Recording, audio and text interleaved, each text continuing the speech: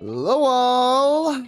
How's it going, everybody? Woo, we have got a lot of people coming in today. Hello, Hobo Jedi. Hello, Narnia. Hello, Death the Kid 186. Good to see y'all. I hope you all are doing well this fine Sunday Eve. I've been having a pretty decent week of things, just sort of taking things as they come.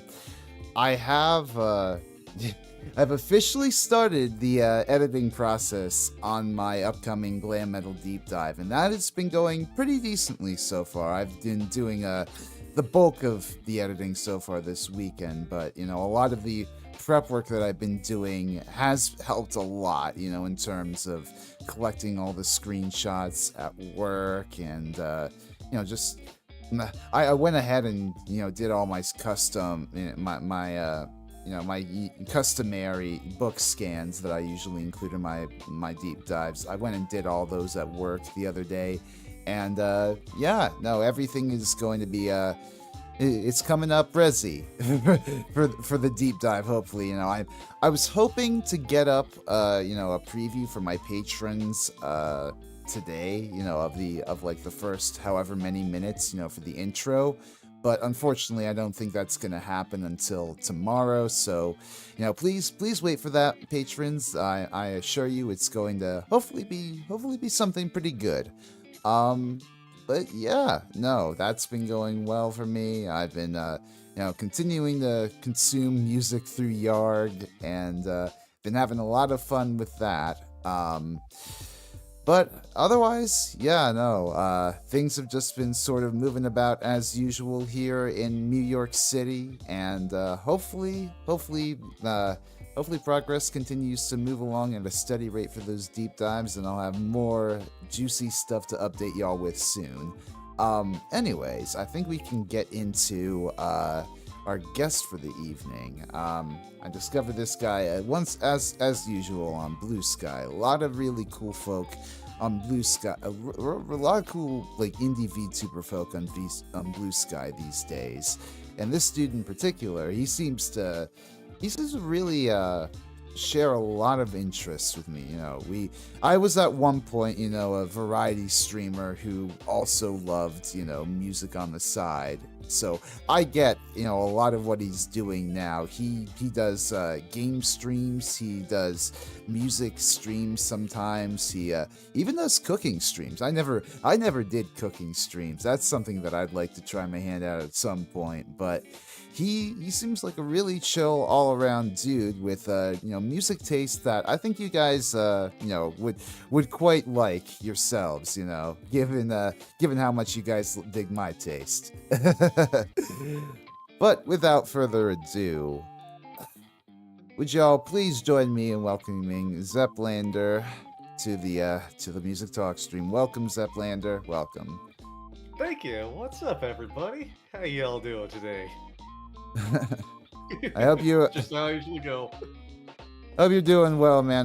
Where are you coming from? I assume you're roughly same time zone as me. I'm actually just a couple hours behind. I'm from New Mexico. Now, it's also as much information as I will say on stream. No, that is absolutely fair. That's cool. I'm glad my Sunday hour, my usual hours worked and all that.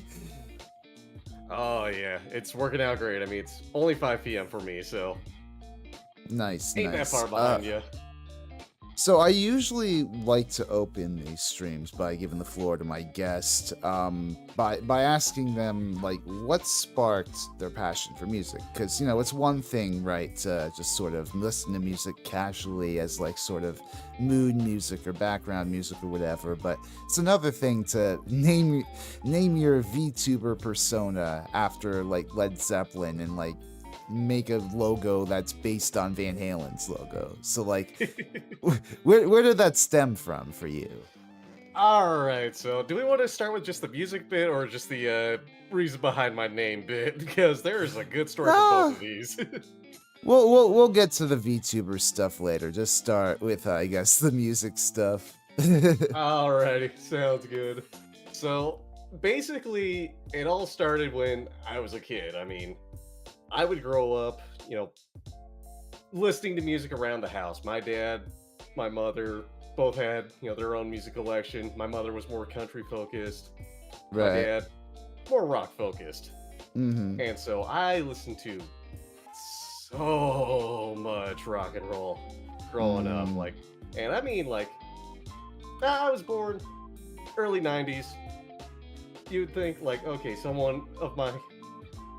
When I was born, listened to a lot of different sort of stuff like that, more, more modern stuff. But actually, most of what I listen to, classic rock, blues, rock Yeah. music, good music. That's stuff I grew up with. That's just the stuff I love to listen to, really. Mm-hmm. And so I really just took to that. I mean, trying to pinpoint a good time. What was Really, to like say, your but, what was like your first big rock band love, would you say? Boston. Easily Oh, Boston was my nice. first big love for music because, I would just. Specifically, the second song off their debut album, Peace of Mind. That was probably the first song I really fell in love with. Yeah, no, Boston, that is a really formative album. No, not for me specifically, but just for most young rock fans. I actually know, I have a friend of mine who wanted to get into playing guitar because I think at 3 years old he heard Hitch a Ride solo and was just blown away. Ooh. Yeah, no, that's a fantastic solo. And yeah, pick no. up or want to pick up guitar on that one. That's just that is perfect. Yeah, no, Tom Scholz, just an absolutely brilliant guitarist, brilliant producer too, just brilliant musical mind in general. Brilliant wizard. He just, I can't even begin to name everything he's done in terms of music. He's made his own albums, played on those albums, of course. Multiple instruments. And all of what he did at fucking Scholz R&D in the 80s, that stuff is incredible too. The first fucking portable amp in the Rockman, that's crazy. It's insane that he was able to, make that a reality and make it so popular. Hell, I went on Reverb I don't know, 2-3 years ago after I was oh wait, that's the model he made. I wonder if I could pick one up, and found the I think the Rockman Guitar Ace is what it's called. That one specifically for a decent price. So got that in and messed around on it some. Oh, nice. Yeah, it's surprising how vibrant the sort of collectors community around Rockman is even to this day. I saw a bit of that when I was researching for my Boston video. There's an entire ass website, I think rockman.fr, that's just loaded to the gills with all the historical information on the Rockman gear, and also specs and stuff with all the various technologies that Scholz R&D invented, and it's just an endless rabbit hole that I didn't even know. I didn't even know the first thing about how to I'm not a guitarist, so when people talk about amplification and all of the circuitry and electric wizardry that goes into that, I just sort of my mind just sort of fills with static, I mean, hey, if you really take a deep dive into the science of that, it's freaking wild. I'm First sure, that people have actually been able to just dissect the hell out of that to make God knows how many different sorts of effects pedals these days. I mean, I've got 20 some on myself, but that's barely even icing on the cake of what all is out there. Absolutely, no, it's insane. All the sorts of combos and presets you can get with with pedals. I don't know. How familiar are you with King Gizzard and the Lizard Wizard? I need to listen to them more. But I've listened to. God, I'm trying to think. At least a couple of their albums, if I remember right. Nonagon Infinity is the first one. Oh, nice, yeah. They do some wild shit with overdriving their guitars and like producing like the wickedest feedback. I really love when bands like get out there with the sounds they're able to produce on guitar. Oh god, yeah. They really channel on like I'm trying to remember this because it's been a little while since I listened to them, but they are really getting to channeling the general 70s fuzz guitar vibe on their albums. Yeah, absolutely. I love when you're able to play with feedback to such an extent that it becomes a kind of an art in and of itself. Like you've listened to King Crimson, obviously. You know Adrian Belew. Oh yeah. Oh yeah. His playing, like, especially there's this one particular formative video of him playing for David Bowie's live band in like the late 70s, and it was like, I think it's like him playing station to station, and just like the way he attacks his guitar and like brings all the fucking feedback out of it is just like, that completely rewrote my notions of what like a cool guitar solo could be, you know? Oh yeah, if you just figure out what you're doing and how to do it with what your tools you have, you can make something wildly good. If I remember right, I think I could be mistaken, but I think it was the Station to Station tour with Bowie that got Robert Fripp's attention to Adrian Belew and got him to join the reformed King Crimson lineup in the early 80s. Oh yeah, that would make sense. So, to that extent, I'm wondering, you are a guitarist yourself, right? When did that start? Correct. I'm a guitarist. I started back in middle school, so Oh, cool. 2004. However, after middle school, because at that point I've been playing, all 3 years of middle school, it really didn't feel like I was learning anything or making any sense of what they were doing. Like, the classes were basically just like, hey, here's how you play a few chords. Hey, play these songs in this book we gave you. And I wasn't getting or understanding music theory behind it. They just weren't teaching it really. Yeah. Like, the main thing they taught, here's the major scale. That's it. Not the major scale on guitar, just the major scale. Yeah. When music education becomes rote like that, it's hard to really like develop musicality, you know? Yeah. Exactly. And I mean, it was after that, it kind of just like, I didn't want to keep playing because I didn't feel like I was doing anything constructive. And then fast forward to after I graduate college, get a full-time job, I'm working, I'm just like thinking to myself one day, man, I miss playing guitar actually. Man, I wonder how much I would have to set aside to get like something decent going. And so I'm just looking online, doing research. Eventually, one day I head out of town, go to a guitar store. I'm just in there, walking around, looking at everything, trying some gear out. And I'm like, okay, what I'm going to do, I'm just going to buy the amp first, a few cables that I need. And then the next weekend after I get paid again, I'm going to go buy that guitar. Week passes, go back into the store. That exact same guitar, that Fender Stratocaster, a beautiful cherry red, which I still have. Oh, hell yeah. I refuse to get rid of. I will work on it if I have to. I'll put more money into it than it is worth if I have to. Still there.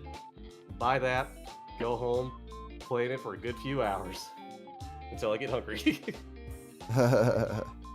There you go. It's like the fucking Jukebox Hero, that one guitar. Didn't even have to stand in the rain for it. Yeah, exactly. And it takes off from there. I wish, I had the time to sit down and get into guitar myself. I'm already, I'm a drummer, so I'm predominantly like rhythm focused, and I've gotten back into like sort of practicing with regularity on that recently, but to add like guitar on top of that, like, you know, I keep on bringing this up in my streams. I do not like adapt well to learning scales and shit. Like that is an extra level of commitment and coordination between like my fingers and hands and all of that shit that I'm just not prepared to sit down for, you know?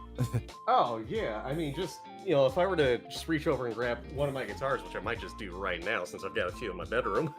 Like, hey, you pick up a guitar, yeah, you can do fingering on like, okay, these few frets across these strings, yeah, that's one scale. But you try to go further on the board, that's where it does get more complicated. yeah.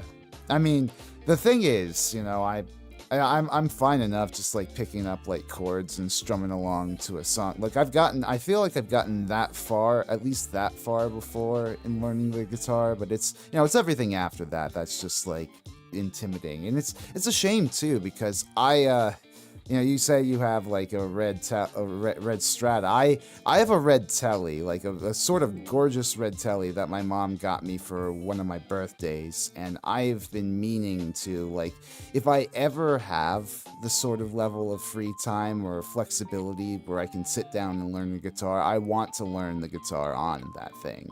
But yeah, it's yeah, it's just finding that time and motivation to do so, you know. yeah, you gotta first have the time for it, which a lot of times it feels like you don't have time for much. Yeah. I mean, hell, sometimes it's like you get done with work for the day, your brain's a little fried, you don't really want to do anything other than just like kick back and relax. But then sometimes you're just like, man, I just want to play some fucking music and just chill out with that. Exactly. Yeah, you know, it's hard sometimes to like pull yourself away from the exhaustion of work to, you know, consider like putting a few hours in and practicing, but it is well worth it. At least I feel like to keep to flex your musical muscle and, you know, keep some sort of element of your creative endeavors alive in that way. Yeah, exactly. Like, give yourself a creative outlet, then, you know, you're not just thinking like work all the time. You give yourself another thing to look forward to after the day is done. Exactly. So I'm kind of curious, like, what instruments would you learn if you had like the additional spare time? Like, let's see here. Well, I would like to learn my mandolin, ukulele, and banjo a bit more. ooh, I've got yeah. a basic understanding of those, as well Yeah, as my keyboard. be more well-rounded as a stringed instrumentalist. Yeah, because like string instruments, I just love stringed instruments. It's nice to just pick one up, fiddle around with your fingers, and make something that sounds good. Yeah. No, I absolutely dig that.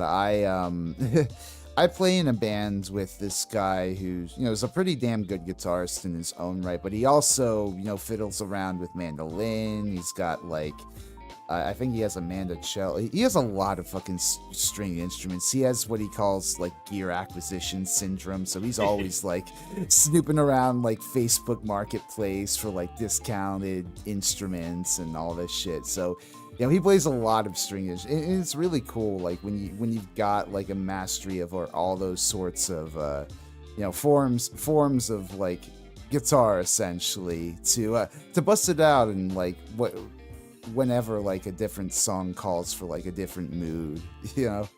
Oh yeah. Jukebox Hero stuck in my head now. You're welcome. Perfect.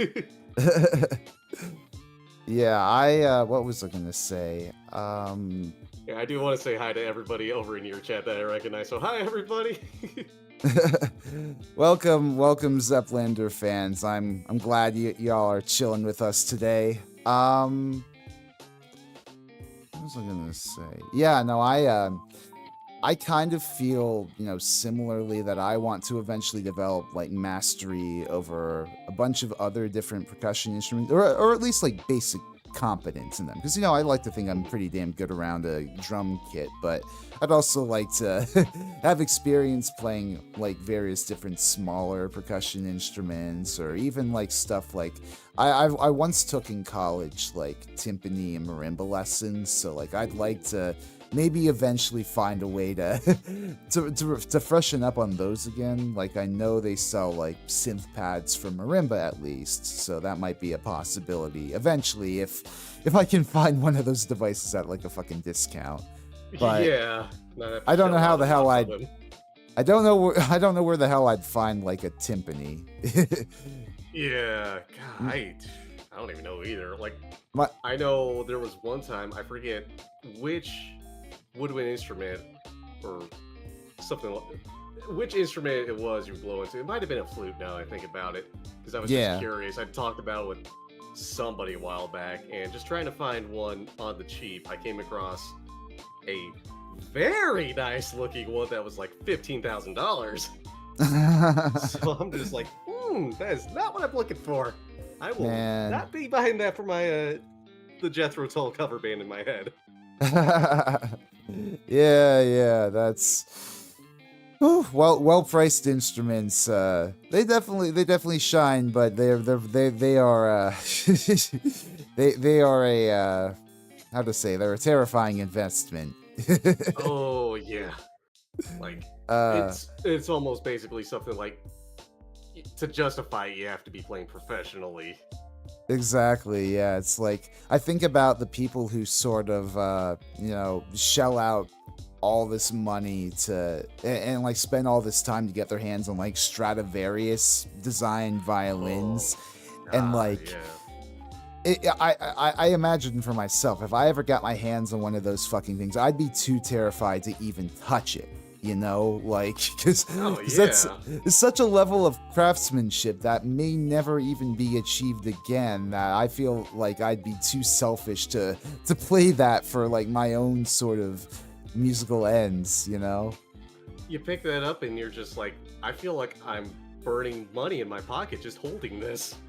Mm-hmm. Yeah, it's like, I don't know. I used to play the violin myself, actually. Was never really any good at it.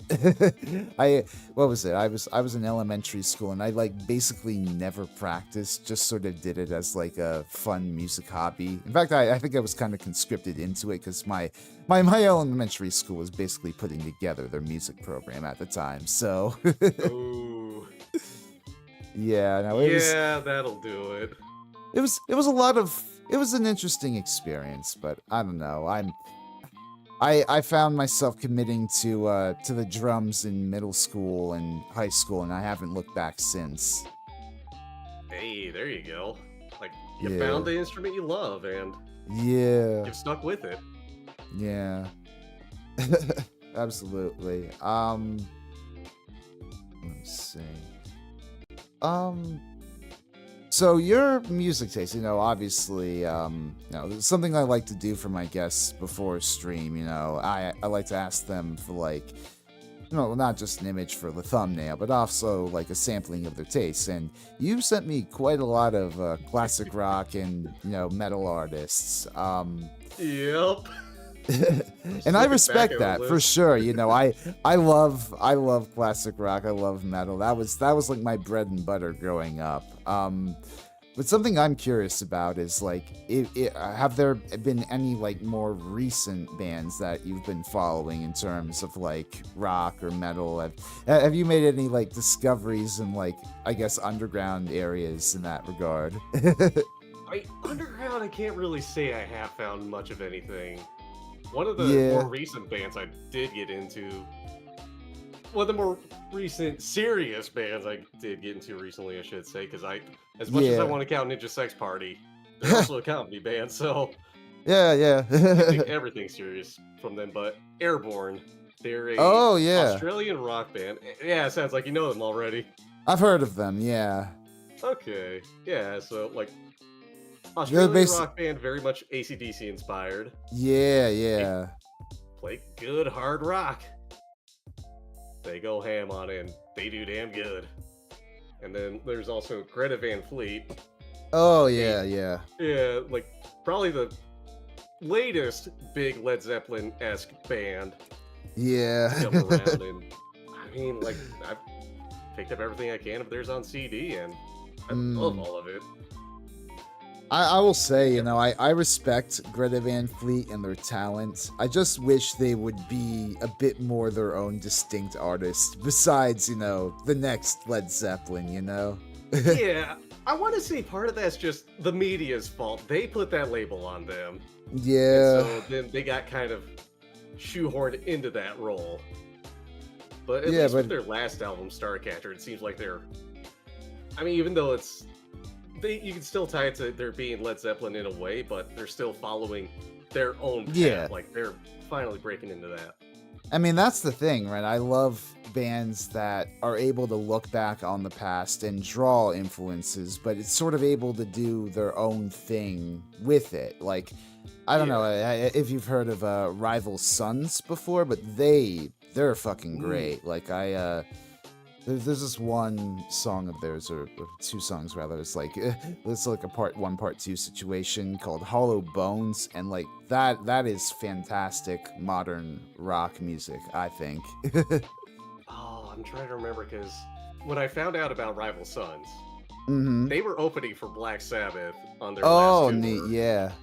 Yeah, so that's how I found out about it. And I thought, like, man, these guys are good. I still Yeah. need to, go out and buy their CDs.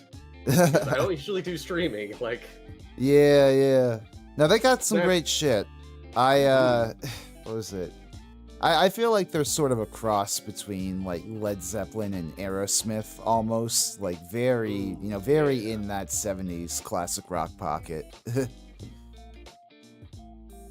yeah. That now that I'm thinking about it, yeah, that's a great way to describe them. yeah. Um so what old rock albums do you never get tired of listening to? I guess like what what are kind of like your desert island discs of like the hard rock and metal music? I Oh get. god, if I had to like, there are so many I could list there that I would love to take to a desert island with me if I could, but like, Yeah. if I had to pick a few, I'll just say Boston's first album, mm, Van Halen's first album, hell although yeah. 5150 is also a very tempting choice for me there. Mm, And then, God, I'm not sure about a third one. I might go with 2112 by Rush for a third one, just to mm. like, so I don't go on too much of a tangent. Like, well, then I want to take this and this and That's this. fair, yeah. Now like are you a fan of Van Hager? I mean, I'll say this in two ways. First, I think that name is kind of stupid because it's still Van Halen. It's still Well, fucking Van yeah. Halen. I mean, Second, I do at the have end all of the their stuff day, on yeah. CD and LP. At the end of the day, it was Eddie driving that period of Van Halen primarily with his synths and for better or for worse, some of his more overbloated song structures. Yeah, like he was, the leading force behind that band. He managed to find, Sammy through a mechanic, a mutual friend. Yeah. Just had that perfect synergy going between the two of them, and that's what kept them going for another 10 years before Yeah. it got complicated, split up, blah blah blah, going into all that drama. But I mean, Van they Halen's were on story fire. is it's fascinating. Yeah, to say the least. Yeah, I don't know how to say, like, I've always preferred, the David Lee Roth albums personally, but I can definitely see, like, the merit in, like, synth Van Halen. Like, I definitely, while people definitely like to dog on, like, how cheesy, like, some of the songs on 5150 are, I definitely do dig, like, what was it? I mean, Stuff hey, it like was Best. 5150 that there was one song off that album, Love Walks In, that Oh, yeah. I was sleeping one night just in high school.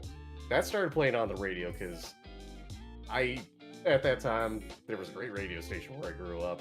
Oh, Played a lot nice. of great music. I just hit, sleep on that, fell asleep to that music, but just one night. Love Walks In came on the radio. I woke up in the middle of it. I just kept listening to that. That was like the first time I consciously realized I was listening to that song, to Van Halen in general. I just had to go from there. There you go. Yeah, I really do appreciate Van Halen. It's a shame we fucking lost Eddie so young.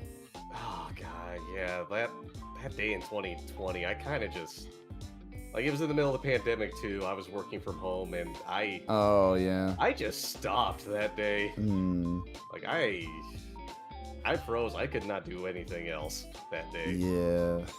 I kind of remember feeling the same after Bowie passed back in 2016. You know, thankfully I learned like super late at night, so like it wasn't like I was catatonic for like hours afterward or whatever. I just sort of went to bed, and you know, I was able to sort of recover the next morning. But it just like, fuck, man, like, you know, especially back then, you know, because he died just after, you know, dropping the banger of an album in Black Star, and then we started realizing and putting the pieces together that he meant this as, you know, a statement on his death, and it was like wild fucking times.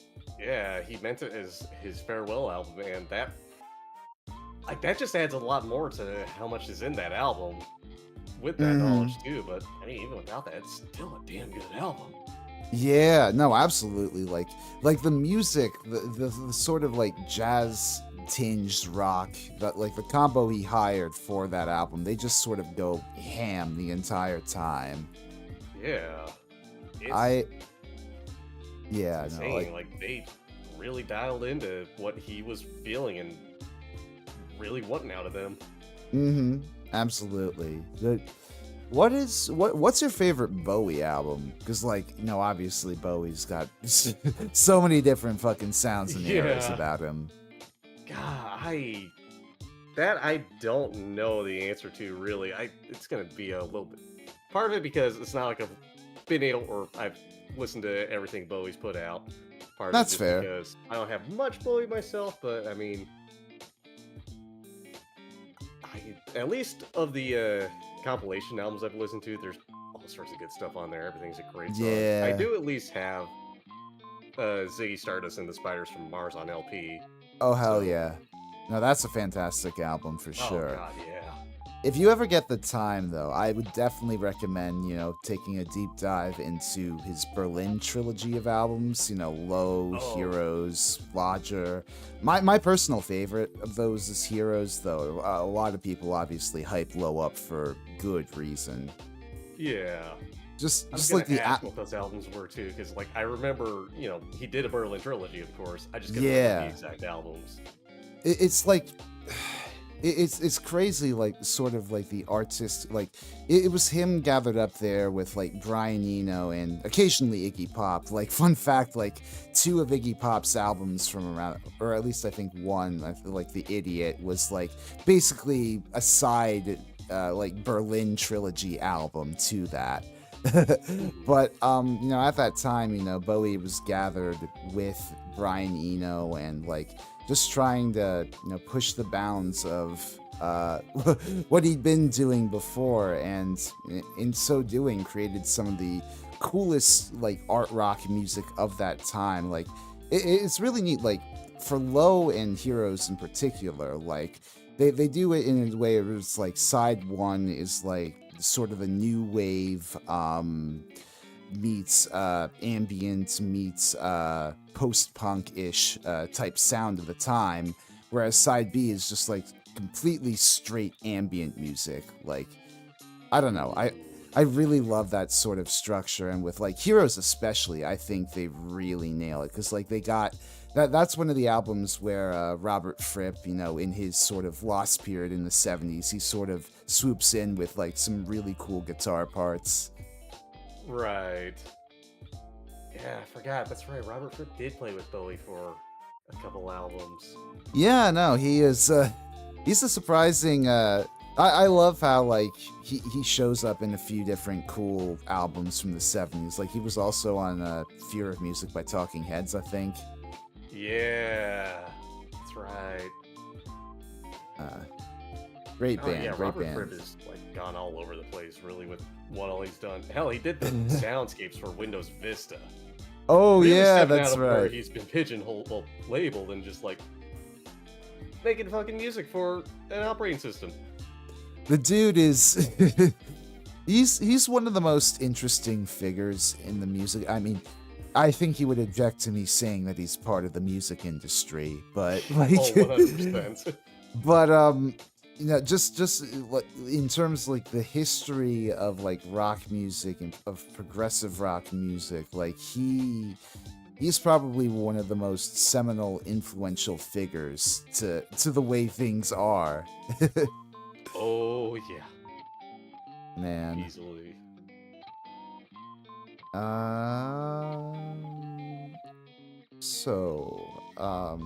Just to know if have you ever tried composing like any original music yourself? Like are you the sort of VTuber that wants to eventually like start making original songs or? Oh yeah, 100%. Like I've tried. I've never actually gotten a full song done. Aside from like, there was, I think it was like about this point last year, some buds in a small server, we all like started to do a little song competition, just give ourselves a month to make something. Oh, I got a that's little cool. bit of something going, but I didn't totally finish it, and I kind of like every time I look back at that, I always think I want to expand on it. I want to make that better. Like there's a little bit of a perfectionist in me going for that, like just not totally happy. I want to try to do something better with it. Yeah, no, I can definitely relate to that with you know, having to write my own stuff in the past. I've definitely stumbled into that. It's really cool that, you know, you've got sort of motivated by like a songwriting competition. I feel like that sort of thing should happen more in the VTubing scene, you know, engender more creativity among VTuber musicians like that. Oh yeah, it would be great if like we could get that going and just have people put their raw skill and raw talent into something. Like, I'm not necessarily a Eurovision fan, but like it would be cool if we had like some sort of big like song competition like that in the VTubing space. Yeah.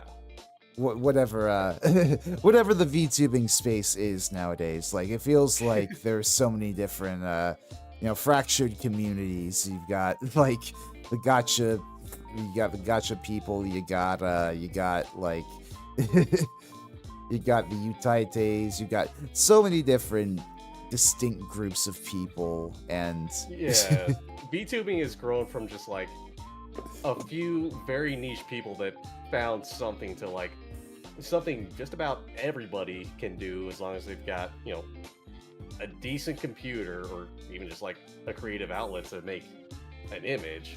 And yeah, a desire to just like, hey, I want to just go out here and, I don't know, play Tetris Attack. I mean, that's part of what got me really picking up some steam in VTubing. Just, I found a community that did a lot of Tetris Attack speedrunning, and I wanted absolutely. to do VTubing, so... Absolutely, yeah. It's great being able to because I've wanted to get into content creation for some time. It's just the whole thing with doing that and also attaching your face to it is, you know, it's a bit of there's a bit of pressure there. So it's good to have like a medium like VTubing to be able to channel your creative energies into while, you know, still keeping a sort of separation between yourself and like the rest of the internet, you know? Yeah. Like, you find a community you like, and you want to do your own thing with them and share that with them instead of just like, hey, entire internet, my name is blah blah blah. Check this out, and then like letting the entire internet just rip a new one into you sometimes, or seeing all sorts of just trolls and just random bots show up and be like, hey, here's something totally unrelated that's totally a scam link. Yeah. Oh my god. Have you, how to say, what was I gonna say? Where? Lost my Also, spot. I might have just gone out and bought some David Bowie off of Amazon just because we were talking about him earlier. Oh hell yeah!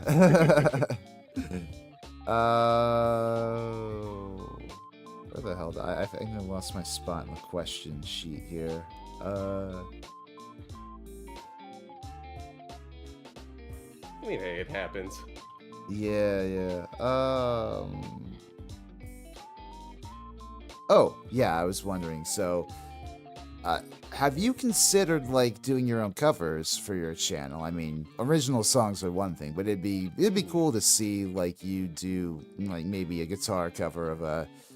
I mean, maybe not Van Halen song because that's probably it's probably a bit above the average guitar skill ceiling there, but.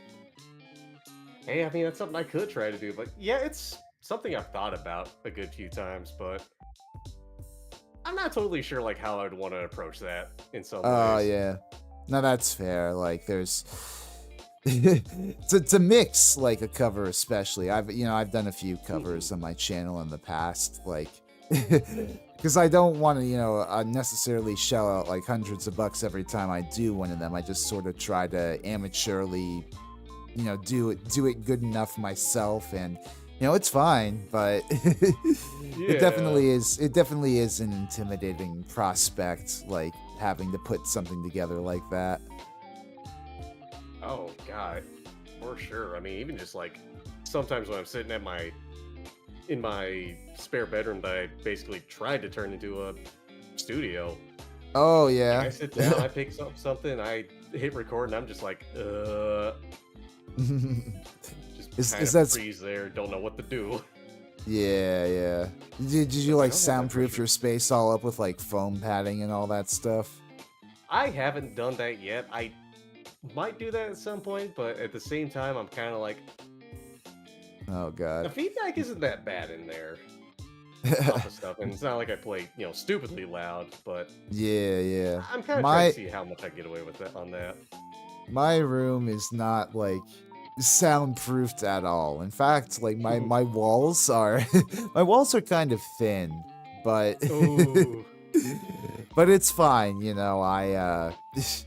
I make do with OBS noise suppression and all a bunch of other filters. Hey, at least we've got those filters nowadays to just cut back on the extra noise going around. Yeah, exactly. I mean, sometimes it doesn't exactly sound the most natural. Like, I know sometimes whenever I say like certain vowels, like maybe K's or F's or whatever, it'll just sort of cut and clip or sublimate. But I don't know. That's my own skill issue. I need to find some time off stream to sort that out. Yeah, that's something I kind of have to figure out too. I've got a pop filter. I don't know how well it's actually, taking care of my P's and T's, as I say those words, but... No, I will say, I think a pop filter is a decent investment. I've got one of my own, and it's been serving me pretty decently for the time I've had it. It's very simple to adjust, and, yeah. I don't know. I've gotten to a point in my streamer career, or rather, living in New York City in an apartment where I have enough space to have like an L-shaped desk with a computer on it, with 2 monitors, with a mic arm that's attached to my desk, and it feels professional. But I at the end of the day, I don't know how it compares to like the best in the biz. Yeah. I mean, at least you got something that feels professional, you're comfortable with it, you know the ins and outs of it. Whereas, you didn't have to shell out like tens or hundreds of thousands of dollars for all the equipment. Yeah, absolutely. Really deck out the room. Speaking of equipment and recording and all that stuff, you've done a few jam streams in the past, correct? With your guitar. How have those gone? I mean, I'm still tweaking like what I do for those and all that stuff, but I think I'm finally getting some semblance of like, okay, this is the setup I want going, and from there, it's nice to just go on and pick up the guitar and just play away. Yeah. Maybe write down some notes if I start doing something I like. Do you have like any royalty-free beats you play to, or are you just sort of doing your own noodling? just doing my own noodling. Like, Okay. I should look into royalty-free beats. Anything royalty-free I can find just to play along to it. I know there was one time I actually, it was a Emerson Lake and Palmer live version of the Peter Gunn theme that I actually play along to. That's fun. Yeah, that was great. Like, stuff like that was fantastic. And I mean, if it wasn't for the fact that, you know, I could get everything shut down or get a strike on my channel or all that, yeah, constantly. that Do is more of that. that is the worry. You know, I've wanted to stream, like, I play a bunch of rhythm games. You know, I don't know if you've heard of Yet Another Rhythm Game, or Yarg as it's called, but it's like the big, you know, fan-made rock band clone going around. I've been playing a lot of that recently, and I've been wanting to do it on stream, but it's, you know, like you said, the whole issue of, you know, wanting to stream with copyrighted music. It's Yeah. you're not quite sure, you know, how YouTube's gonna react to that. Exactly, and that's also part of the other reason, like, going back to the cover songs bit, like, Yeah. I would like to do that, but I'm also, like, not sure how much of that, me doing that would just be like, where's the line between, yeah, it sounds like I'm just ripping them off and trying to claim it as my own, versus, Yeah. no, I am genuinely just doing this because I'm a fan of the music. I just wanted to share this with the world. I'm not trying to say I'm better than anybody. Yeah, I mean, at the end of the day, it's mostly the stringentness of our fucking copyright system that that is giving us so much grief like this. But exactly. But you know, I just try. I'm resolved at this point to making money on my Patreon. I don't really care if my videos are like monetized, so to speak. There you go. That's all well and good. I just hope YouTube doesn't, you know, I just hope YouTube doesn't like copyright strike me. That's my one big worry. Yeah, that's what we can all hope for. Or copyright strike you for the wrong thing. Or brings one of my videos down for visibility wise, not like strikes it, but just like mutes its visibility for the world, because that happens sometimes, like where like an AdSense bot will flag and it'll be like, oh well, suddenly this clip we approved months ago is an issue, and it's like, oh. Well, it's an issue now. It wasn't an issue 3 months ago when I first uploaded, and you're supposedly checking all this crap. Yeah. Where they just want to mess with people, right? Or this site rights are trying to do something good. This site is run by bots, y'all. Yup. What was oh yeah. Do you find it easy to like jam on stream? Like, are there any nerves involved for you? At first, yeah, I was a little nervous just because I was like, how's it gonna sound? How's it gonna come through? Oh God, is everything going to work? But now I'm just like, I'm just gonna do this. Mm-hmm. And, you know, people listen along, and a good few times, like, I'll see people just start posting the little jam emote I have. Like, got a wonderful artist to make quite a few emotes for me, and one of the ones is just me playing guitar. That's awesome. It's good when you get into a groove like that. I remember I used to do sort of as a novelty, less than, well, I wanted it to be a serious thing, but then I didn't really put in the effort to make it a serious thing. I used to do like harmonica practice streams. Like, I bought a pack of harmonicas some time ago with the intention of using it for like content creation or whatever. And you know, I had some fun with it, you know, learning how to suck and blow and all that stuff. Yes. But hey, you're using the right words for it. Yeah, but it was, I don't know, like there is a certain, I guess, familiarity you need to get with jamming before attempting it on stream for like a new instrument. I don't know, like maybe I was onto something doing like the sort of improvs that I used to do, because I used to have like these like royalty free tracks that I'd like sort of play along with, more basically like blues sort of progressions or whatever. And, it was fine. I thought I did decently, but I don't know if, I don't know if that was the way to learn, Right. I mean, it's at least a way to learn. You just go head first into it, see what Yeah, happens. yeah. Hope people offer constructive criticism instead of just saying, like, what the hell was that? Don't do this again. Yeah. I mean, see, my problem was, I don't know, like, I didn't really have any, like, consistent audience early on, so, like, there weren't any people really there to... Well, there was one person maybe from time to time, but, like, a lot of others weren't really... I don't know, I didn't really have any feedback in chat. Mhm.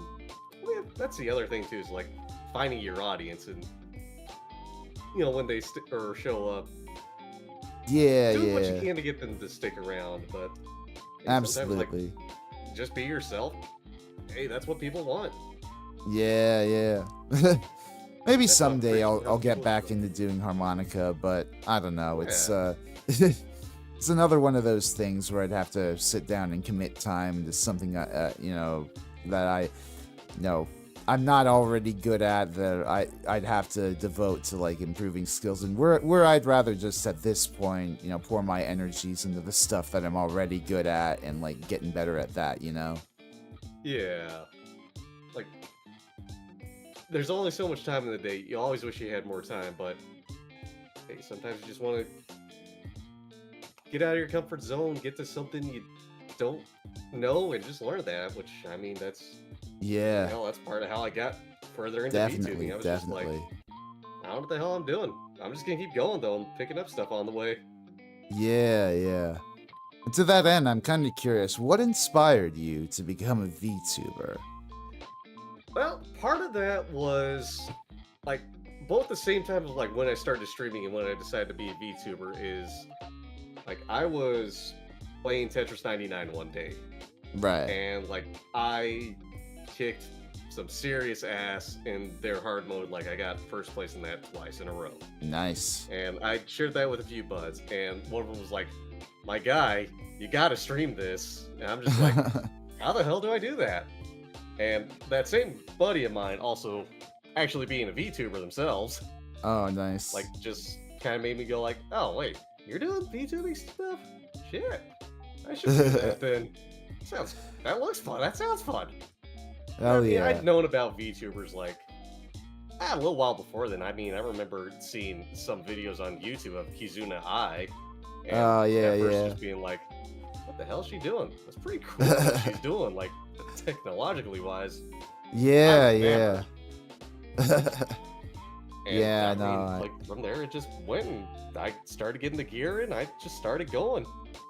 absolutely. Yeah, no, I remember having a sort of a similar arc back in, like, 2020 or whatever, getting exposed to Hololive during the pandemic and then using my stimulus money to buy a PC to stream on.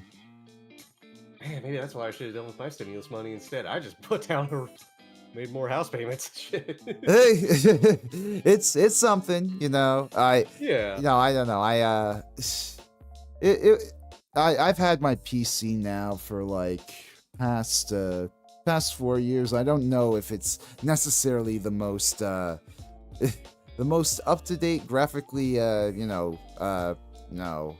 finessed system on the market now, but I definitely enjoy using it. It's speedy enough for me to stream games and all that stuff, and also I don't know. It's good to have a good PC with a lot of raw processing power that allows you to like easily load things up and whatnot.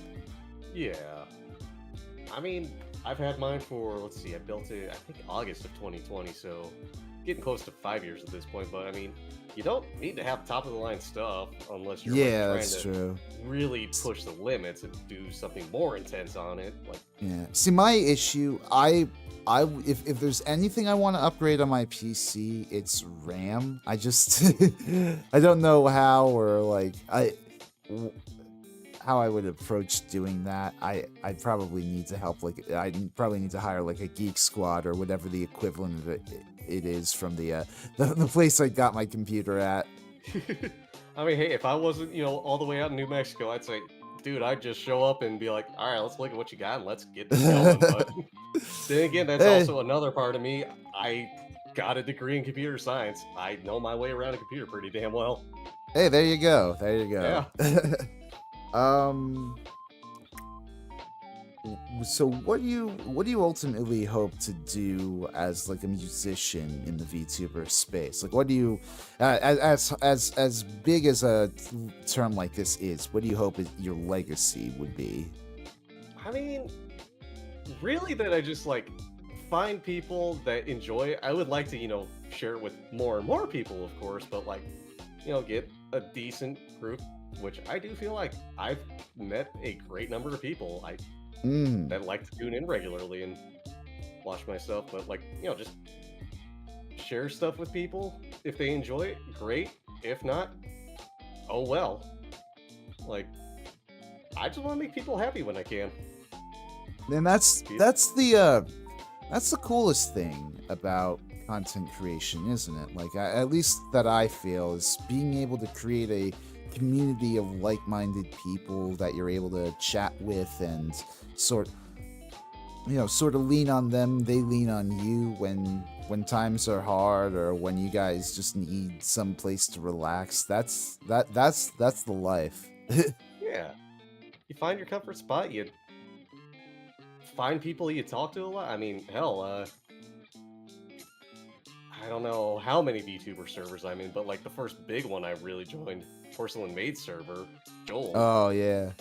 That's how I met a lot of people I know from streaming and like being able to grow a bit from there. Just like showing up in there, like hell, just on any other day, just showing up, saying hi, see how people are doing, start chatting about whatever the hell we end up talking about. Like, hell, one person I talk to pretty regularly, he and I got talking a lot because he also played guitar. I was sharing guitar picks and music I was making.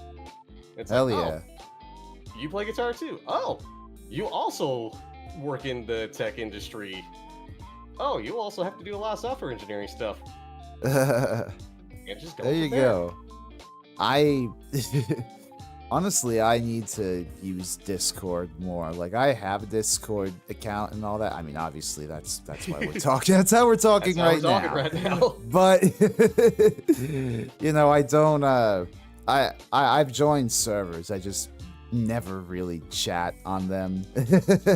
I always forget to. It's the whole thing with like there being this massive, all these massive spaces. Especially especially when you join a server just to like get a download for something, and then like and then your Discord page is like clogged up with all these servers. Which, I mean, granted, I could probably solve this by leaving the servers if I wanted to, but I'm too fucking lazy to even bother, really. I mean, that's like part of the thing that keeps me going. Is just like I get in these servers, I show up, I say hi sometimes. But sometimes that's it. Other times it's like, oh yeah, actually have a good conversation with folks. And then you find out you're in 200 servers. You try to join that 201st one again. Discord's like, nope, you hit the limit, so you gotta leave. Other servers you're not that active in. Oh, just keep cycling through what you can. See, that's my thing. I don't think I've hit the limit yet, so I'm not incentivized to go down and like clear all my old ones. Yeah, it's happened. I don't know how many times for me at this point. Yeah. Do you have any dream goals or collabs? Dream goals? I mean, I'll share my goals for this year at least. Like, sure. That's my next dream. Hitting 1,500, 1,600 followers on Twitch, which still is blowing my mind. I'm saying that high of a number when, like, you start out at 0, but you slowly grow. Like, hell, last year I started at 400, which blew my fucking mind. Like, what the hell? 400? Hell There's yeah. an extra digit there? Just 2 digits? What the hell?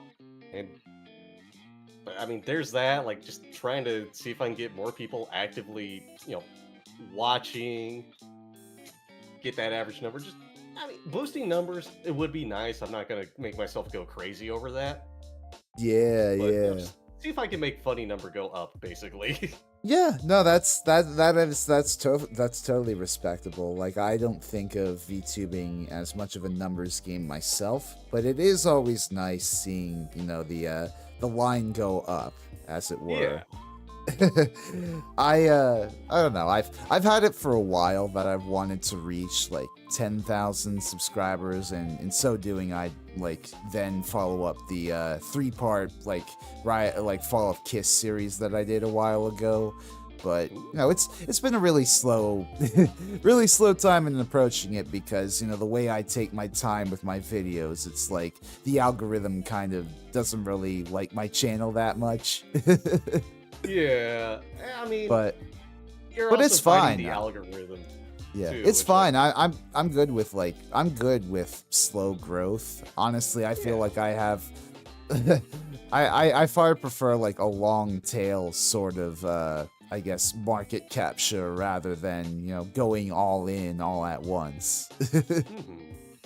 Like, I mean, it would be nice to, go all in and see how you do, but then there's other things like you gotta pay rent or mortgage, you gotta pay bills, you gotta Yeah, feed yourself, exactly. take care of stuff, all that stuff. So Yeah. you gotta find that balance in a way. And I mean, like, honestly, you find yourself a stable job that pays the bills. You get yourself a creative hobby. I feel like that's the ideal way to start as a VTuber. yeah. And maybe if you find some sort of lucky break and it gets like you're able to get some traction as a creator, maybe you're able to like commit full time to it. But I don't know. Especially these days, I feel like the market is saturated on VTubers that are trying to be like your perfect kawaii idol or what have you. So Yeah. Like, it would be, I've thought about it quite a bit. Some of me is like, it would be cool to see if I could go full-time with this, but another part of me is just like, if I did go full-time with this, how long would it last? yeah, Would I yeah. still be able to, keep paying the bills and all that stuff? Yeah, definitely, Versus, like, definitely. I've got a job, like, unless, I don't know, an entire industry collapses, I should be safe. Yeah, yeah. No, I get that for sure. Any collabs, like any dream collabs that you had, or Dream collabs. I mean, it would be cool to, do a collab with, like, some of the bigger streamers out there. Like, yeah, I mean, yeah. for a Porcelain Made, for example, like, that'd Oh, be cool, yeah. but I also know, like, he's actually doing it that full time, whereas part of me's yeah. like, yeah, I'm a fan, that would be cool, but I Yeah. doubt that would get to happen. It'd be cool to see that happen, but like, I'm not Nah, gonna be there like, were definitely hey, Joel, there let's do this. And they there are get blocked. definitely like big indies or like even smaller agency VTubers out there that I'd love to like get closer with, maybe even befriend if possible, but like it just feels like there's that distance still for me being as part-time as I am and trying to like build my community, yes, but at my own pace. It just feels like, I don't know, I'm a different echelon of VTuber at this point. Yeah. I mean, like, I'm just looking at my list on Twitch right now, like, oh, hey, I could probably bug that person about doing something. I just gotta... Here's the hard part for me. Figure out what to do. Yeah. And then get around to asking people. Yeah, no, that's Plenty of ideas where it's like, oh yeah, I should ask, so-and-so about something. I'll say that on stream, and then I won't write it down because I'm busy streaming and playing whatever I'm playing. And then the next day rolls around, it's like, crap, what was that idea I had? Yeah, no, it's organizing collabs can be stressful. That's why I've settled on the formula, and I am sticking with it. Glad you got that formula, because hey, that got me on here just chat music with you, and then whoops, we started talking about all sorts of things. Absolutely. Let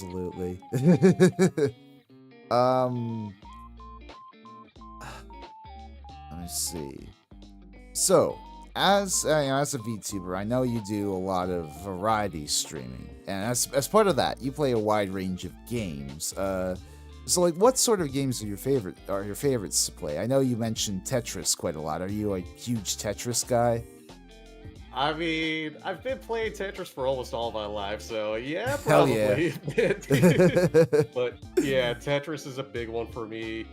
Mario, like, God, I love Mario games. Same with Zelda, Pokemon as well. I'm a big Nintendo guy, to say the least. Hey, Nintendo's fantastic. I love Nintendo franchises. It's what I grew up on. It's what I just genuinely have fun with. It's not like I don't get super competitive with it. I mean, Tetris Attack I was getting competitive with because it was a speedrunning community. I took part in tournaments. Yeah. The competitiveness is kind of implied there. Right. Yeah. But, I mean, I find games I have fun with, genuinely have fun with. And that's what I love to play. And I figure, like, if I like it, why not share it? Why not? Absolutely. Yeah, I totally having a good get time that. with it. I don't know if I ever streamed Tetris 99 back in the day, but that is an incredible like stream game for sure. Like just one being able to bring in like people to collab with you like from your audience or whatever with like a room code, but also just like I don't know, it's such a fun, intense experience. Oh yeah.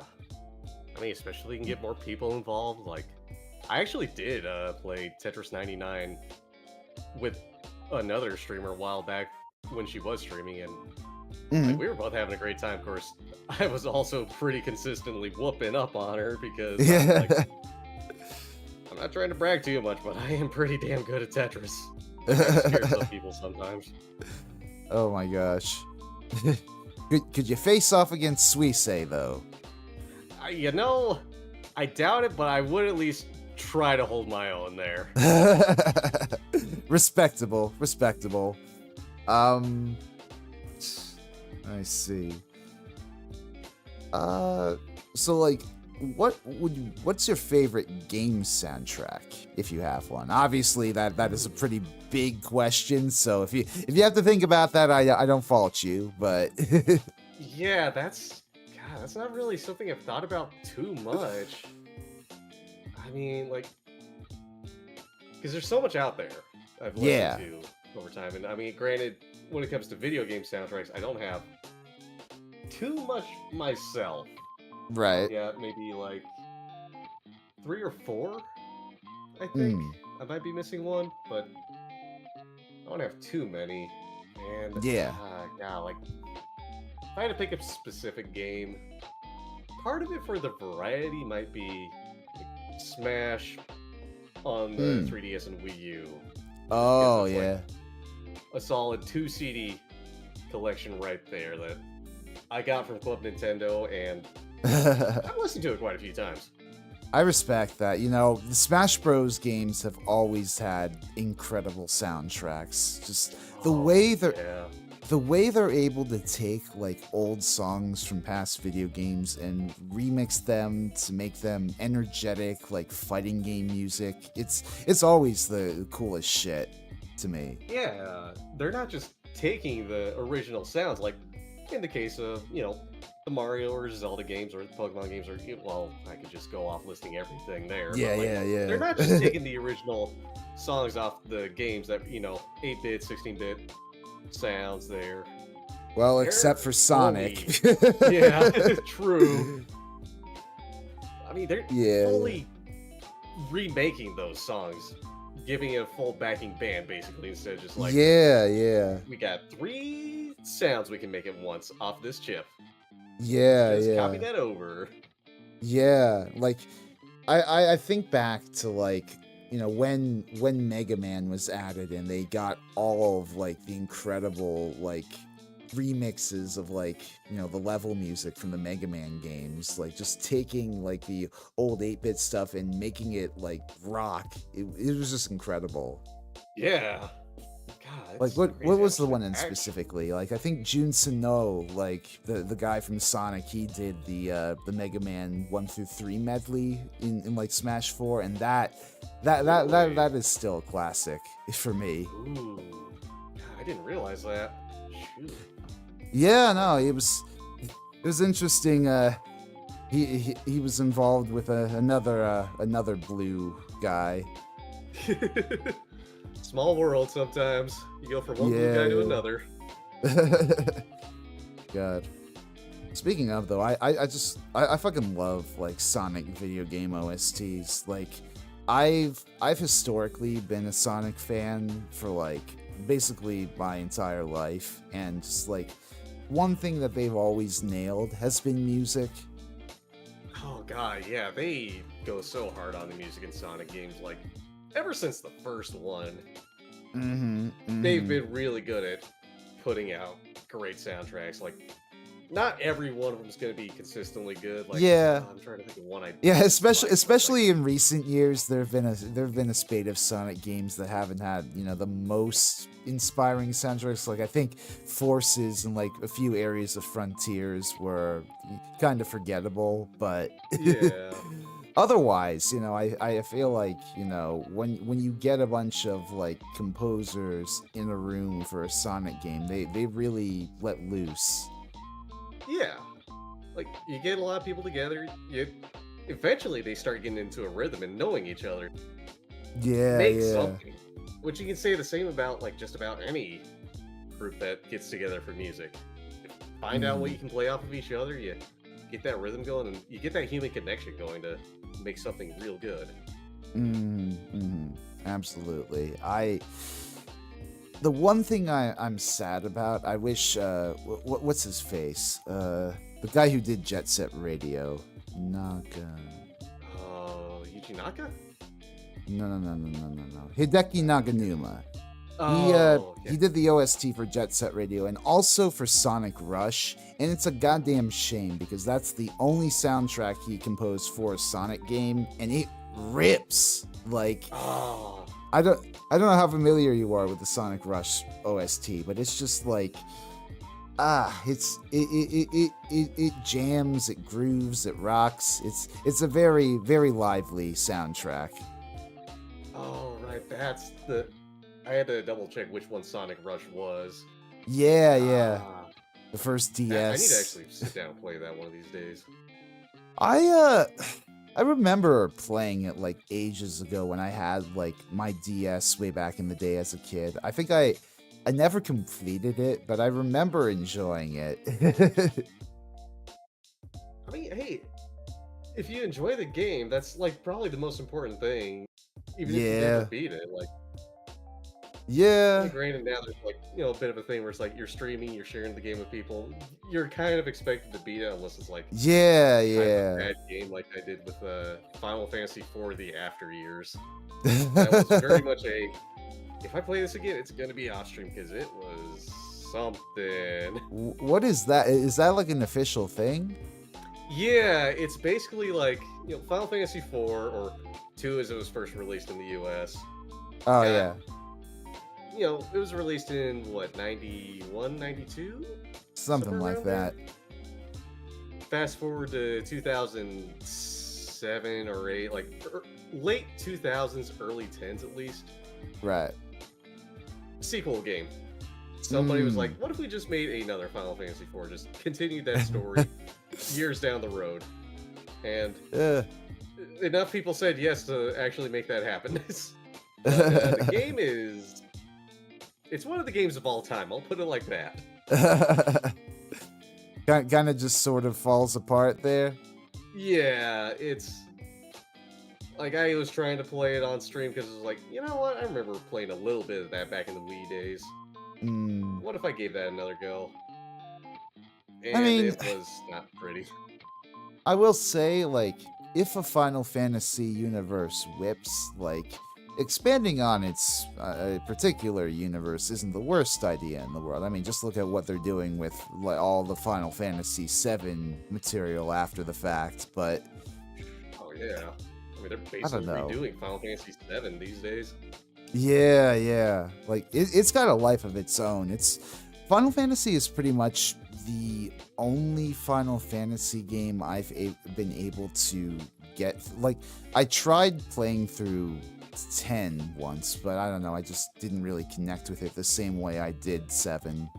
Mhm. Like, those games are an investment. You gotta sit down to really get into them. Yeah.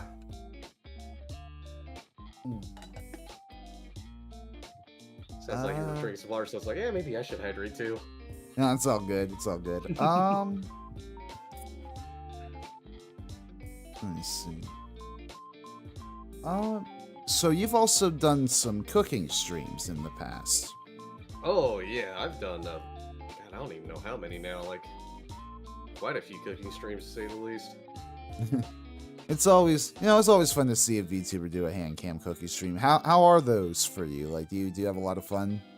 Oh yeah, I love to do those. Like, it started out, I would do those because I was like, I really want to cook this. Hey, what if I just streamed it? Because I can do it all in my kitchen instead of having to like go out to the grill, grab something, and then bring it back in. So it's like I can work with what I've got and go from there. And lately, a lot of it's been people redeeming. Like I have a redeem in my stream, like save 50,000 points, you get to redeem a cooking stream. So lately That's it's been fun. like people redeem that. I'll talk to them after stream, be like, hey, what you want me to cook? And they'll be like, oh yeah, like my next one, garlic bread. I'll be cooking up some garlic bread. Oh, that's cute. Mm. That kind of leads in nicely to another question I had. Do you find that streaming encourages you to try recipes you otherwise wouldn't have? Oh, 100%. Like the last one I did, mochi ice cream. Oh, nice. Making the mochi ice cream didn't turn out as well as I was hoping, but I'm glad I got to try that. Just yeah. Okay. Finally do this, and it was just like I made the mochi dough out of some flour. I bought some ice cream, kept it in the freezer, just combined the two. It was I had fun with that attempt. I would like to try it again someday, maybe to do better with that, but for the time being, yeah. But, absolutely. I mean, you did it once. You can definitely try it again. Yeah, you learn from it. You realize what worked, what didn't work, and you learn from that. It's Absolutely. Just be like, okay, I'm just gonna do this same thing again, and then just be like, why didn't it work? Yeah. What are your favorite sorts of dishes to make? Oh man, that's a hard one to answer. Like, yeah, I take love to cook. Take it as you will. I don't know. I will say, like, anytime I can just like have a couple different pots going on, combine stuff from that, or just like even if it's plated up separately, that sort of thing. Like, or like something like granted, I didn't make this yesterday. It was a buddy that made it, but because my birthday's coming up soon, I got people over. I was like, hey, I'm gonna throw some brats on the grill. Can somebody else make a cheesy tater tot casserole? And I've made tater tot casseroles before as well. It was nice to have someone else make it and be like, oh, okay, I like this. I want to try to incorporate some of this into my next one. Yeah, that sounds good. Yeah, casseroles are a great way to just combine things and just have a nice comfort meal. Yeah, absolutely. I was gonna say, yeah, I don't really cook that much. Like I don't know that many recipes, but I do think it is a very therapeutic thing. Like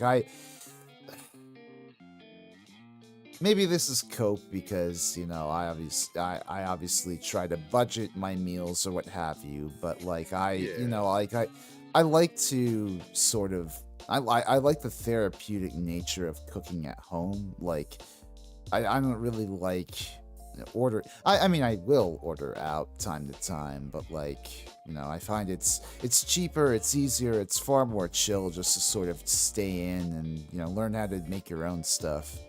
Yeah, like heck, speaking of cheaper, that's like one thing that my parents, when they were teaching me how to cook, just try to make sure I knew so I could save money in the long run. Like, it's cheaper Yeah. to cook at home than always eat out. And I mean, this way I can just treat eating out as a treat instead of just being Absolutely. like, this is normal. Yeah, yeah. And like when you learn how to meal prep too and like prepare like multiple different courses for the week, that's another skill set that I've loved to develop over these past few years. Yeah. You get to you also get to make it how you want it too. Like, you find out what you like, you go from there instead of just being like, oh, this is what so and so made. I gotta make it exactly this way. Yeah, for sure, for sure. Do you mind if I step away for a bit just to use the bathroom? I will be right back. Yeah, go for it. All right, let me put up the toilet. And all right. Might do the same myself real quick.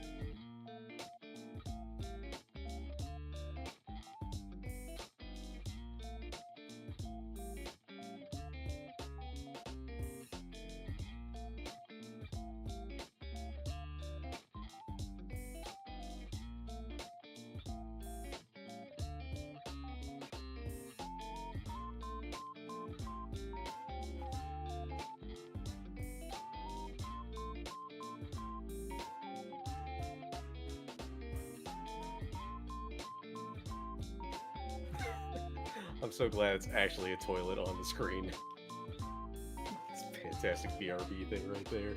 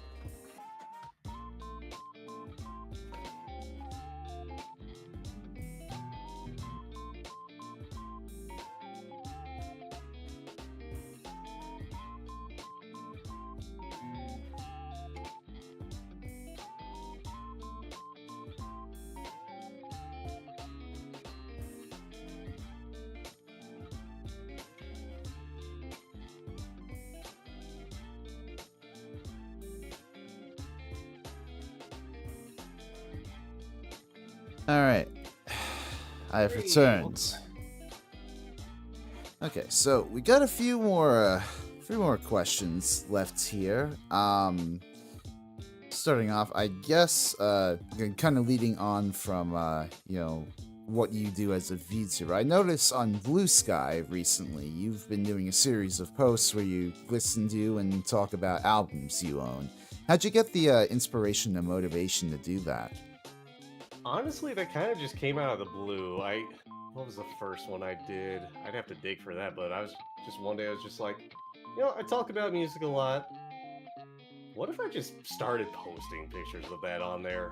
I think in the back of my head, I was like, I'm sure other people do that too anyway, so... I was just like, hey, it's fun. Like you get to show off your collection and also, wax a bit about some of your favorite songs. It's cool. Exactly. I mean, hell, I started a project. This is only like tangentially related, but like I started a project where I was ripping my CDs to like have a lossless as basically exact copy off of that backed up onto an external hard drive. So if the CDs ever wore out, got disc rot, or something happened, I'd have a Oh, backup at least of sorts instead of just like an MP3 of it. oh And yeah. then I was just like, wow, let me just post pictures of my CD collection too along the way as I go through all that, and didn't Oh my realize god. that was like a month and a half I was just ripping CDs. That would be something that I'd like to do maybe at some point. I used to collect a bunch of CDs back when I was younger, and I loaded all the music up on iTunes and whatnot, and would fiddle Ooh, around yeah. with making playlists on there and like burning my own CDs. I have a bunch of CDs like stored in like this ottoman back at my back at the house I grew up in. I need to maybe see if I can get my hands on that collection, because I don't know. Do It'd it. be really cool. It'd be really cool to show off some of the gems I got. You know, not just looking around in record stores, but like plunging around through like their used collections. Yeah, I think hell, that's one thing I love to do every now and then. I'll head out of town, go to a record store, and just like spend a while perusing what they've got, picking up whatever Yeah, catches my eye, getting some as gifts. Like, I mean, I've got a yeah. birthday for one of my parents to go to soon, and I picked up some CDs. Mm. Yep. It's a really cool thing I've come to find about living in New York City. It's like you're never more than like a few blocks away from finding some cool, like, if not a music shop, like some sort of record shop. It's really neat how how many art Ooh, stores there are around. hey, now you're making me jealous in New York City for once. Hey, I mean, I don't know. It there are its benefits, there are its faults. Yeah, it's the same for every place, but I mean, Yeah. I have to drive about an hour-ish to get to a record store, so it feels like Yeah. it's more worth it, more of an investment instead of just me going like, Yeah, no, oh, I can just pop absolutely. over and pick up whatever one day. But like, It's absolutely more of a trip. Like me, I don't really have like a vinyl player or anything, so I don't really have any cause to really go into record stores that much, but it is always fun for me to go in and like just poke around. yeah, I mean, hey, you just might see something that catches your eye, or you're just like, oh, I gotta check them out at some point. And Yeah, fortunately, we live in an age where you can just look them up online. yeah. I mean, there are, how to say, if there is any vinyl I've collected, it's like 7 inches. Like there's, Ooh, I singles. inadvertently have put, yeah, I've inadvertently made a collection of like singles that I like over the past few, like, what was it? It started off, I remember, I was studying abroad in Vienna, and I saw this picture disc of Metal Gear Solid 5, like Michael Oldfield's Nuclear from Metal Gear Solid 5. And it was this picture disc of like Big Boss from like the cover art of that game, and I was just like, "Oh fuck, I need that." So Ooh. I bought that, and then I don't know, like a few years later, I went and saw Unknown Mortal Orchestra, and they were selling like a single. I think it was like fuck, something to do like, fuck, I forget. It was one of their singles, and it was on like clear 7-inch vinyl, and Yeah. I have that. I don't know if I got enough. I feel like I got a third, but I'm not thinking of it right now. But I have a few vinyl, in my possession. It's just I don't have a record player for it, nor do I have the inclination to buy one and sink a whole bunch of money into a collection at this point. Fair. I mean, mine started kind of accidentally. I was just like thinking to myself, man, I would kind of like to pick up a record player and just like see what I can find. So Yeah. I picked No, one up. I picked up Van Halen's first album on LP, and then here I am. Oops, I mm. got so many. See, the thing is, my mom has like a vinyl player back home. I remember growing up, we had that. We had a vinyl player and like a bunch of vinyl, and I might have used it like maybe once or twice. But in the event that in the event that I can inherit that vinyl player eventually, I would maybe love to eventually start building towards a collection. Feel like we have to peruse used crates at first. Because vinyl prices are fucking expensive new, man. Oh god, yeah, getting a new one is crazy compared to like picking it up on CD or just downloading MP3s of it. But at the same time, like part of the appeal for it for me and CDs, like you get that physical object you can have in your hands and just feel a bit more connected to the music.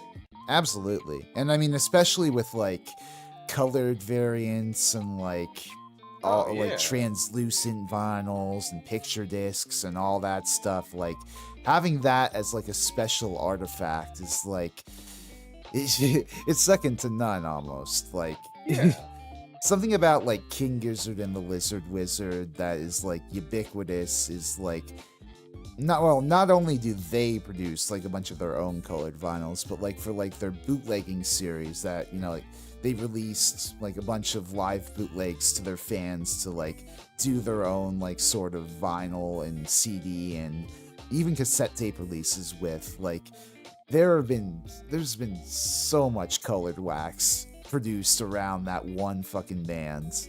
Right. It's like God, there's so many ways to describe it. I don't even know where to begin, but like, people find who they love. They go out of their way to get the physical object to hold in their hands. And, I mean, another part of it for me is like, you buy it on CD, LP, whatever. You own that. No record company can come into your house and just take that away from you. Absolutely, and like streaming they music, can't be ripped off. Can't be ripped off a streaming service. Yeah, like streaming, it's there. You don't know how long it's gonna be there though. Like deals, rights, all that stuff that can get funky, messed up. Whatever can happen to it, but like absolutely, you buy the CD or hell, even you just like buy the MP3s and download them to your hard drive. As long as like you don't lose it, it's yours. No one can take that from you. Absolutely. It's such a shame that we live in an age of like digital abundance where you can literally take like files and just like copy them over and over and over again, like transfer them like all over the web to whoever you want.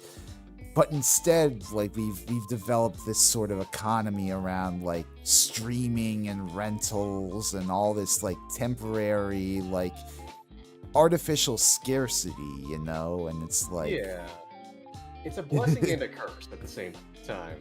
Like or it's a blessing you can take it wherever you go. Like I can just but like the whole rentier aspect among it, it's like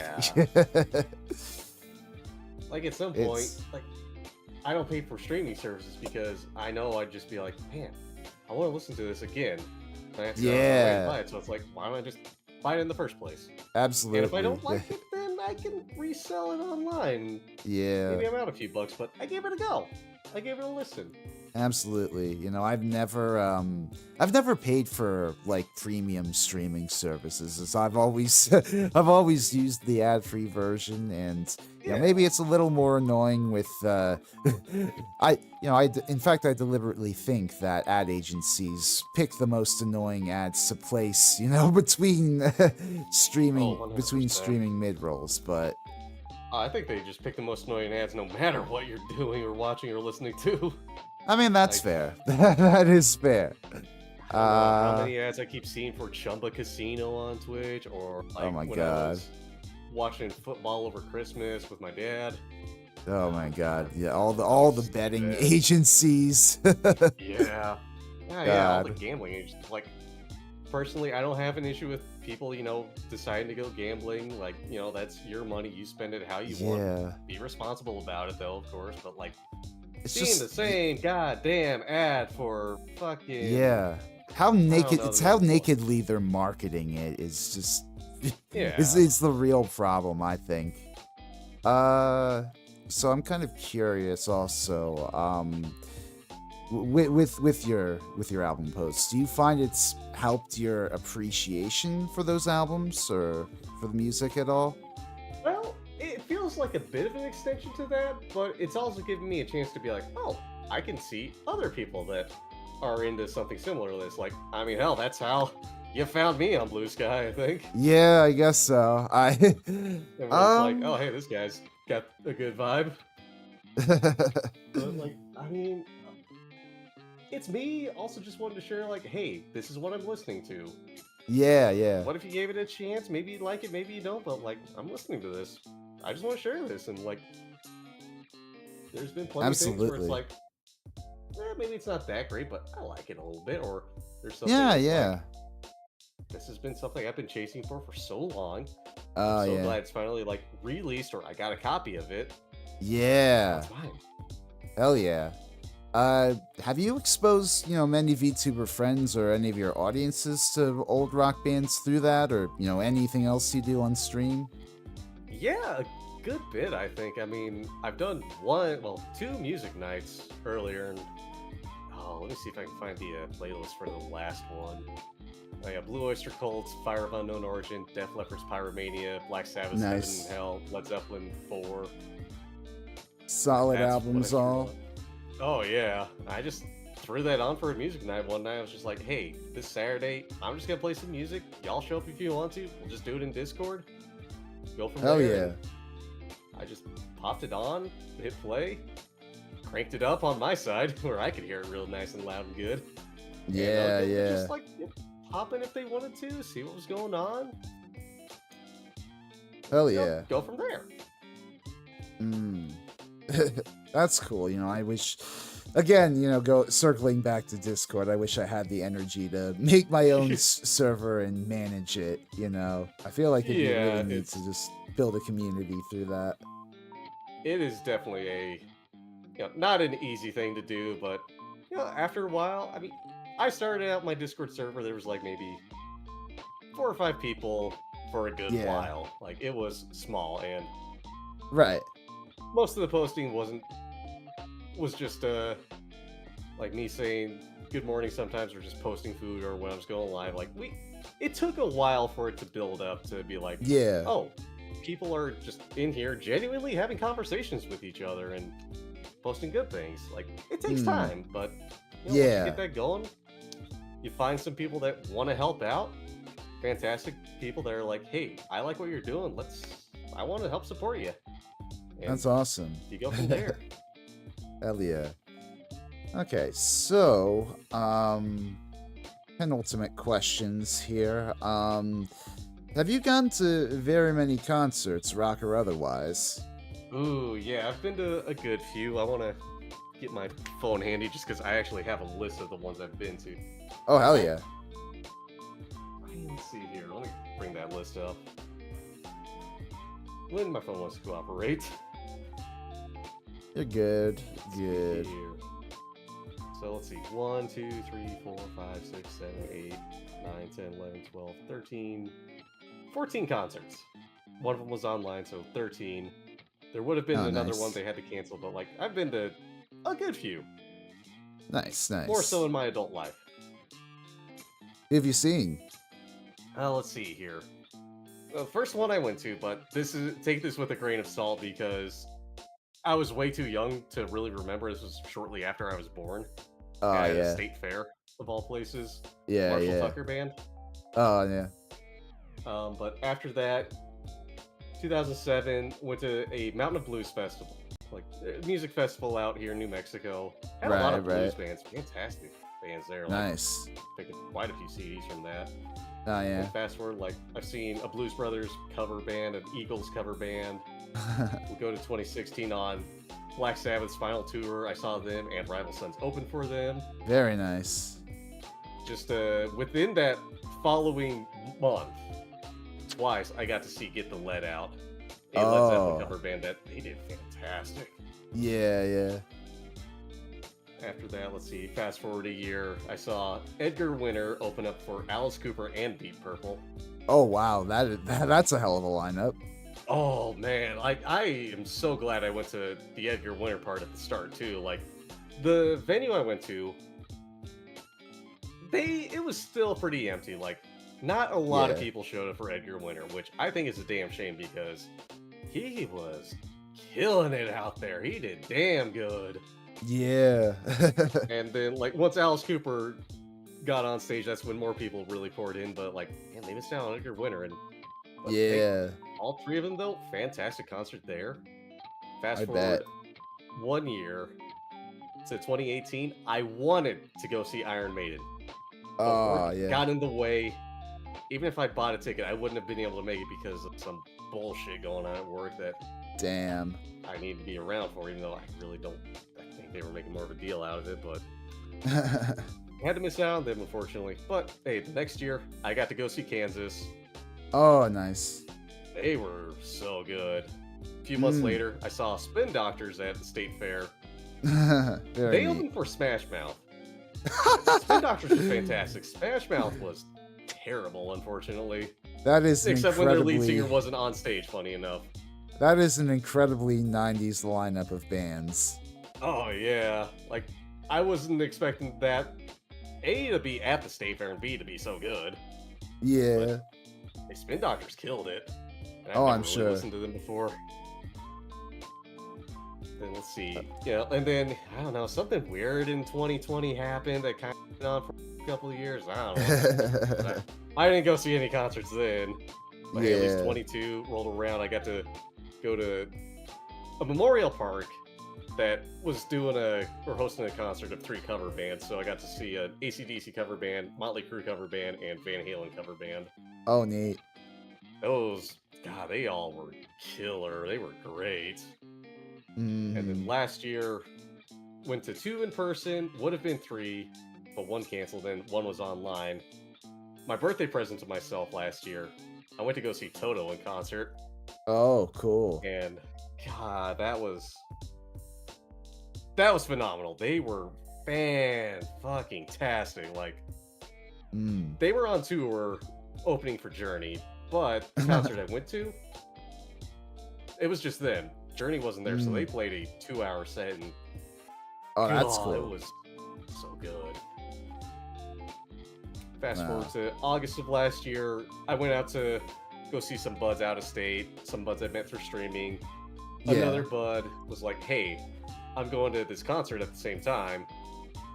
I'm going to it. I'll still go to all that with you guys, but I'm going to head out to that. And I was like, who are you going to see? And he was like, the Aristocrats. And I was like, wait, with Guthrie Govan playing guitar? And he was like, yeah, and also, the 2 other members in the band that are, Brian Beller and, God, why am I blanking on the last one? But Marco Miniman, the drummer. But yeah, like, he mentioned that. I was like, oh, fuck, I gotta go to that too. Sign me up, buddy. So we went to that. Fantastic concert. Got to also see another streamer butt that happened to live out in the area too.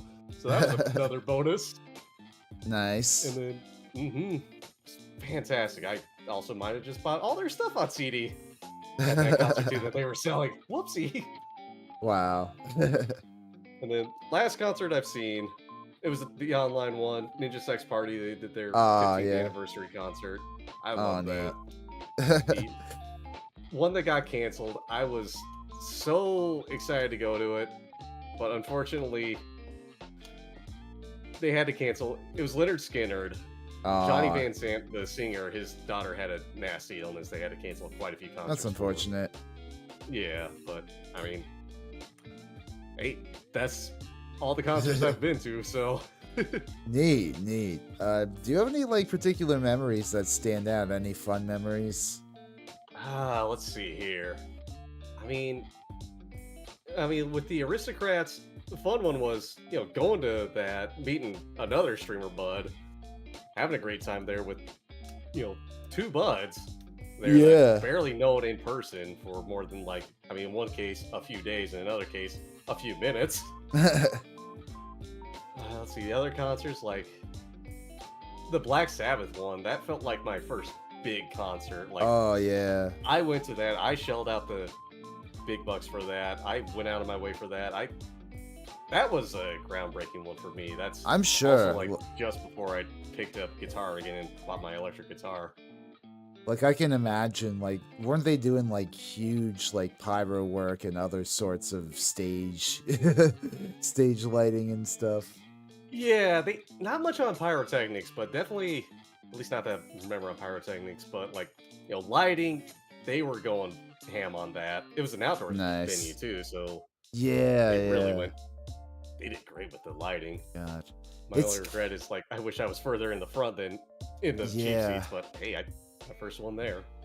It's interesting, like, that we're getting another final Black Sabbath show in the next few Yeah. months.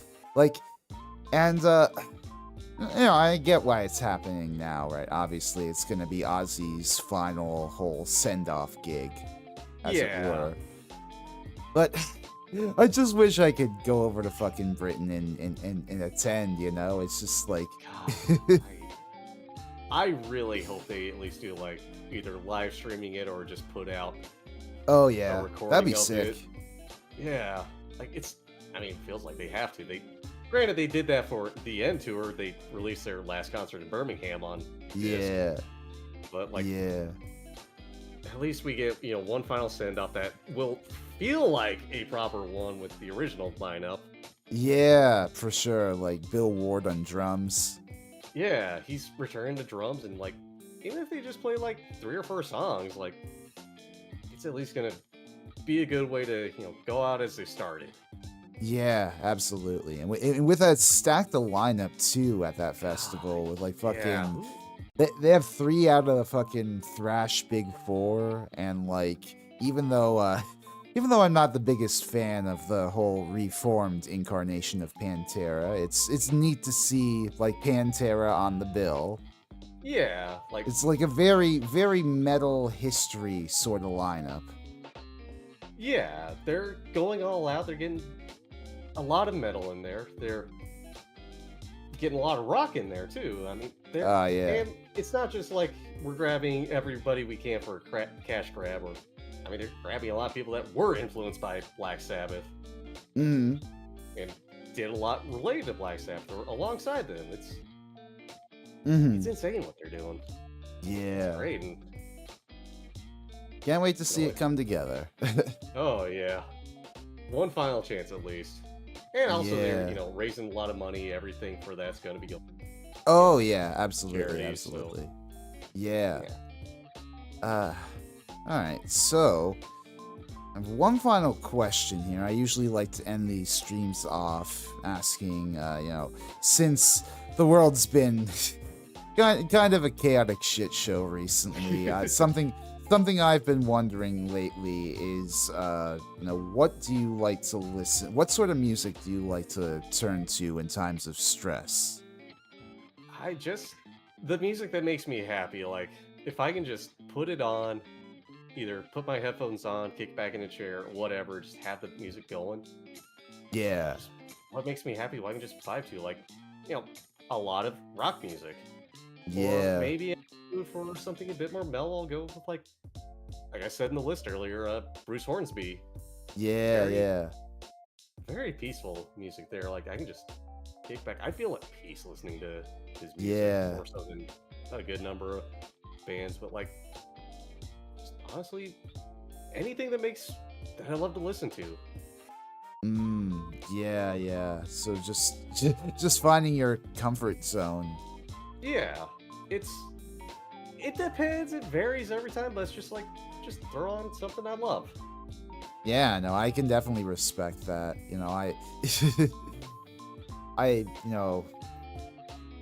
It depends, I guess, on whether or not I want like some sort of angry catharsis versus to be in my feels, but it definitely in either scenario, it definitely helps if I like what I'm listening to.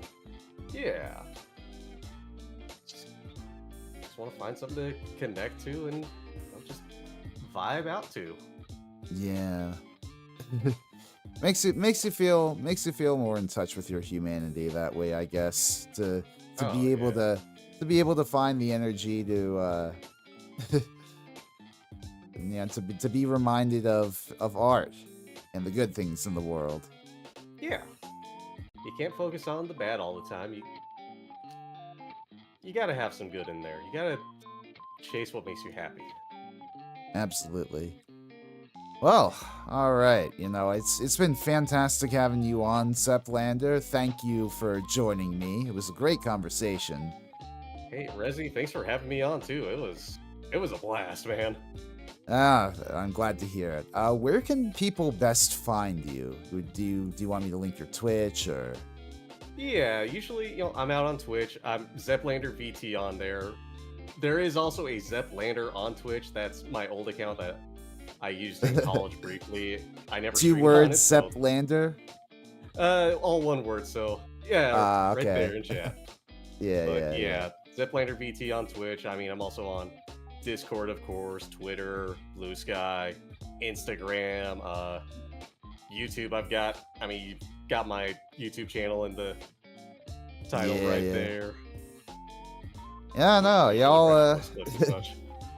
Yeah, if y'all dug ZepLander, go check him out. He's definitely chill folk who seems very up my alley, or up your alley rather, if you like the sort of stuff I do. So, let's see here. Is there anywhere I can leave y'all off tonight? Anywhere I can redirect to? You know what? I think we're gonna go to Kendra's. Leave y'all off at Kendra's stream. She's playing Resident Evil 4, and yeah, I'm gonna get myself some grub. Probably try to edit the rest of the intro for my upcoming glam metal deep dive episode. Get that out on Patreon either late tonight or tomorrow. So stay tuned for that. Like I said, we're gonna raid into Kendra. So if you want to join me, type in the message cat raid in her chat along with me. But otherwise, if you just want to leave off here and go do your own thing, that's all well and good. But thank you guys so much for tuning in either case and talking music with us. It's always a pleasure, and I will see y'all next time. Bye-bye. Take care, chat.